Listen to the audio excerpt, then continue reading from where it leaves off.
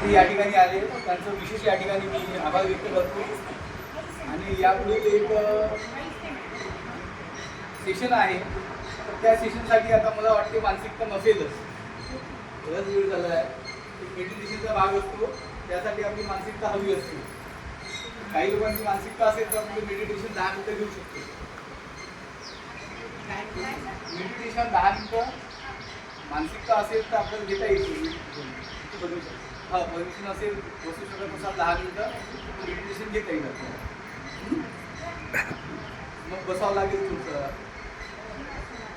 हो नाहीतर मग बसल्या बसून येऊन चालेल तसं.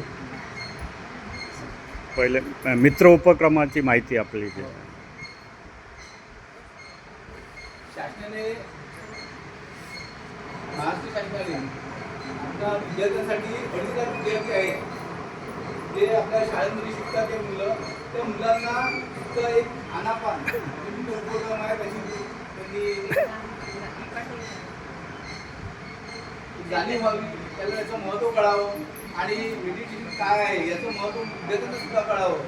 विद्यार्थ्यांची एकाग्रता कशी वाढेल, विद्यार्थी आपल्या अभ्यासामध्ये कसा पुढे जाईल, तो काही वाईट संगतीपासून कसा लिप्त होईल, चांगल्या गोष्टीचा कसा तो स्वीकार करेल, या सगळ्या गोष्टी या मेडिटेशनमध्ये शिकवल्या जातात, आनापानीमध्ये शिकवल्या जातात. आपण सध्या मनाची गुलाम आहोत. आपल्याला मनाचा गुलाम बनवायचा आहे, किंवा जसं माणसाच्या मनामध्ये विचार उत्पन्न होतात त्या पद्धतीने माणूस वागत असतो. आणि मनाला नियंत्रित करणे ही महत्त्वाची विद्या असते. योगमध्ये आपण शिकलोच आहे, त्यामध्ये श्वास येतो श्वास जातो, हीच विधी यामध्ये सुद्धा याला आनापान असं म्हटलेलं आहे. श्वास येणे म्हणजे आना आणि अपान म्हणजे जाणे, हा संधी वेगळा आहे. म्हणजे श्वास येत आहे श्वास जात आहे तेच फक्त बघायचं आपल्याला, त्याला आनापान म्हणतात. त्याची पुढची स्टेप असते विपश्यनाची. काही लोकांनी विपश्यना शिबिर केली असतील. सत्यनारायण गोविंदाजी विपश्यना शिबिर करतात, ते इगतपुरीला त्यांचं मेन विद्यापीठ आहे. त्यापेक्षा आणि आनापान ही पहिली स्टेज आहे.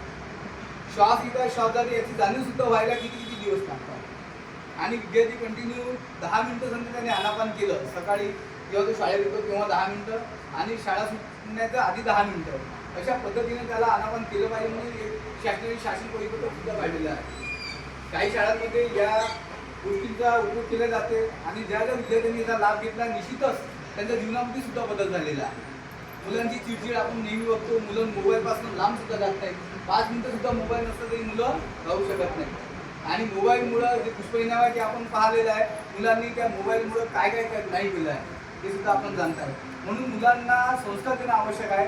हे आनापान हा आपल्यासाठी नव्हे तर कोणताही व्यक्ती असो, वयाचा म्हणजे लहान असो मोठा असो किती वय असो, त्यासाठी आनापान आवश्यक आहे.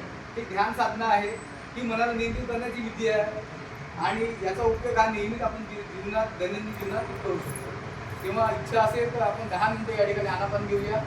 10 मिनिटं आनापान घेऊया.